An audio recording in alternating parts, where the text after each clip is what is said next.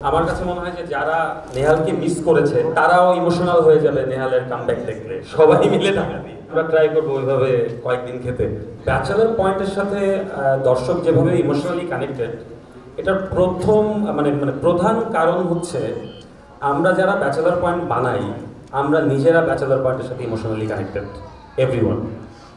এবং আজকে আমার খুব ভালো লাগছে যে আমি যখন আমার প্রথম সিরিয়ালের প্ল্যান করি, টেলিভিশন সিরিয়াল ছিল ব্যাচেলার পয়েন্ট একটা সময়, তো আমার লাইফের ফার্স্ট সিরিয়ালের সময় আমি যেই চরিত্রগুলো ভেবেছিলাম তার মধ্যে অন্যতম একটা চরিত্র ছিল নেহাল। যেই নেহাল ব্যাচেলার পয়েন্ট সিজন 1 এবং সিজন 2 দুইটা সিজনে আমাদের সাথে ছিল। তারপর সামহাও নেহালকে আমরা হয়তো আমাদের সময় সুযোগ মতো পাইনি।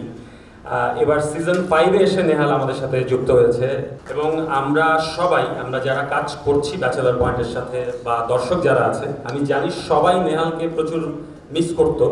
কারণ আমি যখনই কিছু পোস্ট করতাম তখন সবাই এখানে নেহালের কথা লিখতো যে নেহালকে মিস করছি, এবং এই নেহালকে আমিও মিস করতাম।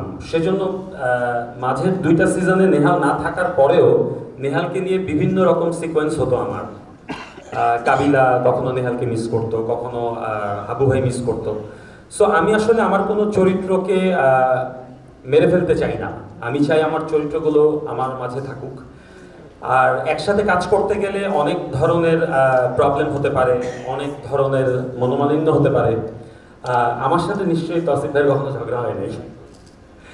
সো তারপরেও কোনো প্রফেশনাল কারণে হয়তো আমাদের কাজ করা হয়ে ওঠেনি মাঝে বেশ কিছু সময়। বাট সিজন 5 দিয়ে আমাদের যাত্রা আবার শুরু হলো। আমার কাছে মনে হয় যে সামনে আমরা একসাথে আরো অনেক দূর যাব।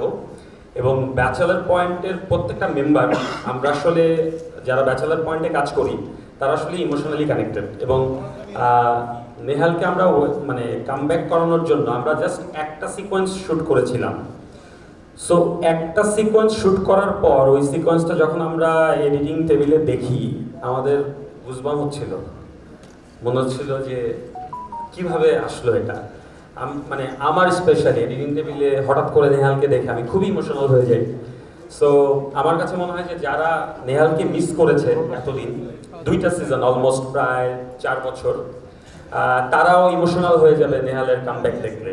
সো আমাদের নেক্সট চ্যাপ্টার 4-এ বঙ্গতে একসাথে 8 পর্ব দেখতে পাবে দর্শক। এবং চ্যাপ্টার 4-এ নেহাল ইন করছে আপনাদের সবার প্রিয় ব্যাচেলার পয়েন্টে। সো সবাই ব্যাচেলার পয়েন্টের সাথে থাকবেন এবং নেহাল কিভাবে আসলো সেটা দেখতে হলে আসলে চ্যাপ্টার 4 দেখতে হবে।